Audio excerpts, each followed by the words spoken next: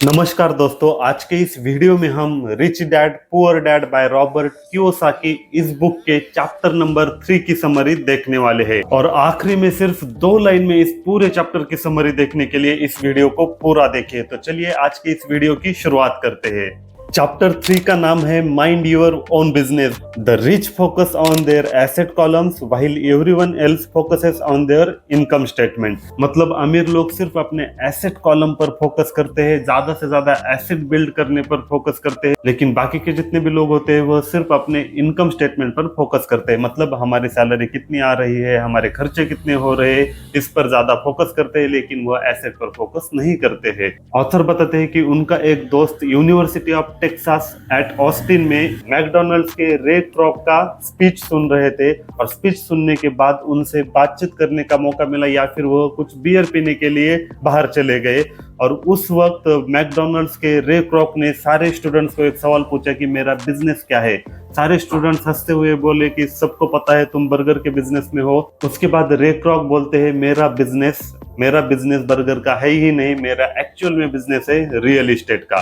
रे क्रॉक को पता था कि कोई भी फ्रेंचाइजी चलाने के लिए सबसे जरूरी लोकेशन और जमीन होती है, इसलिए उन्होंने रियल एस्टेट पर फोकस कर लिया। और आज मैकडॉनल्ड दुनिया का सबसे बड़ा रियल एस्टेट ओनर है, दुनिया के हर एक कोने में उनकी फ्रेंचाइजी है। यह बात सुनकर ऑथर का दोस्त इतना एक्साइटेड हो गया कि आज वह कई सारे कार वॉशेस को ओन करता है, लेकिन उसका एक्चुअल में बिजनेस रियल एस्टेट है। आगे ऑथर बोलते हैं कि बहुत सारे लोग दूसरों के लिए काम करते हैं। मतलब जो लोग जॉब कर रहा है वह अपने कंपनी के लिए या फिर अपने बॉस के लिए काम कर रहा है, फिर अपने गवर्नमेंट के लिए काम करता है टैक्स देकर, और फिर अपने बैंक के लिए काम करता है कोई भी लोन लेकर। मतलब खुद को छोड़कर सबके लिए काम करता है, लेकिन खुद के लिए कभी वह काम नहीं करता है। और इसी वजह से कई सारे लोग अमीर नहीं बन पाते हैं। लेकिन जो लोग अमीर बन पाते हैं उनको यह पता होता है कि खुद के लिए काम करना है।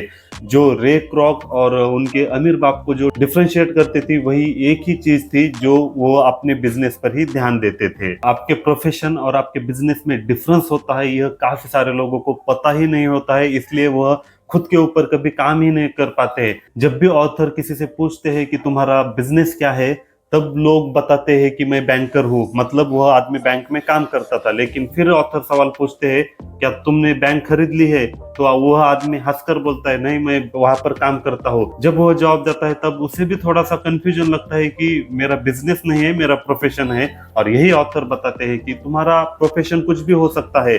तुम डॉक्टर हो सकते हो, टीचर हो सकते हो, या फिर सीए हो सकते हो, ये तुम्हारा प्रोफेशन हो गया। लेकिन प्रोफेशन के अलावा तुम्हारा बिजनेस हो सकता है, और अगर तुम्हें अमीर बनना है तो तुम्हें खुद का बिजनेस बनाना ही पड़ता है, ऐसा ऑथर कह रहे हैं।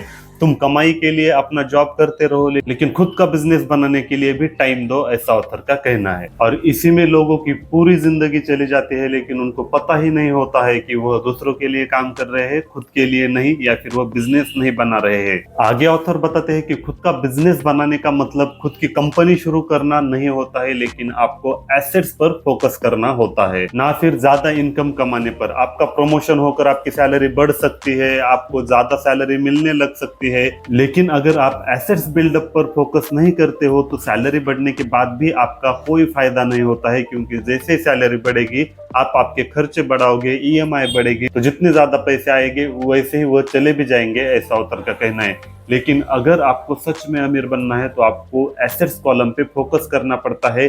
धीरे धीरे एसेट्स बिल्ड होने लगेंगे और एसेट से ही आपको इनकम आती रहेगी। आगे ऑथर बताते हैं कि उनको एक बार लोन की जरूरत पड़ रही थी, लेकिन बैंक वालों ने रिजेक्ट कर लिया था, क्योंकि ऑथर कोई भी जॉब नहीं करते थे।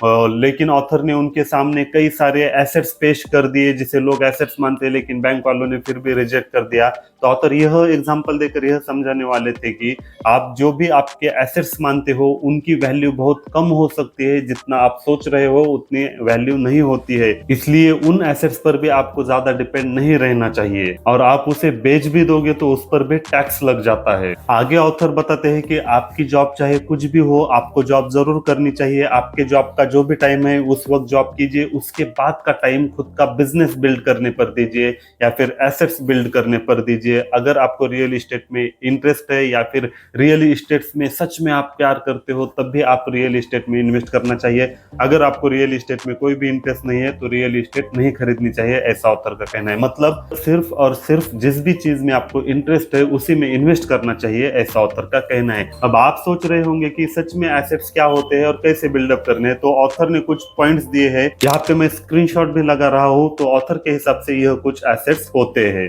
अगर आप इनमें पैसे लगाते हो या फिर इन्वेस्ट करते हो तो आपका इनकम धीरे धीरे बढ़ने लगता है और एक लिमिट के बाद जितनी आपकी सैलरी होती है उससे ज्यादा आपको इनकम सिर्फ और सिर्फ अपने एसेट से मिल सकती है। इसलिए एसेट्स बिल्डअप पर ज्यादा फोकस करना चाहिए, ऐसा ऑथर का कहना है। तो अब आप जिस भी सिचुएशन में हो, अगर आपको इससे बाहर निकलना है तो सिर्फ दो ही चीजों पर फोकस कीजिए। आपके जितने भी खर्चे हैं उसे कम कीजिए, जो भी लायबिलिटीज है उसे कम कम करते जाइए और एसेट्स बनाना शुरू कर दीजिए। अगर आप इस तरीके से अभी से प्लानिंग करना शुरू कर देते हो तो कुछ ही दिनों में आपको इसके रिजल्ट देखना शुरू हो जाएंगे। तो ओवरऑल दोस्तों, इस पूरे चैप्टर की समरी सिर्फ 2 लाइन में कर दो। आप चाहे जॉब कुछ भी कर रहे हो लेकिन आपको एसेट्स बनाने पर ज्यादा फोकस करना चाहिए और धीरे धीरे इतने एसेट्स बनाने चाहिए जिससे आपकी जॉब से ज्यादा इनकम आ सके। जब भी ऐसा हो जाएगा आप रिच बन जाओगे। आई होप आपको ये वीडियो काफी ज्यादा पसंद आ गया होगा। अगर आपको ये वीडियो पसंद आया तो इस वीडियो को लाइक कीजिए और ज्यादा से ज्यादा लोगों के पास शेयर कीजिए। मिलते हैं अगले वीडियो में।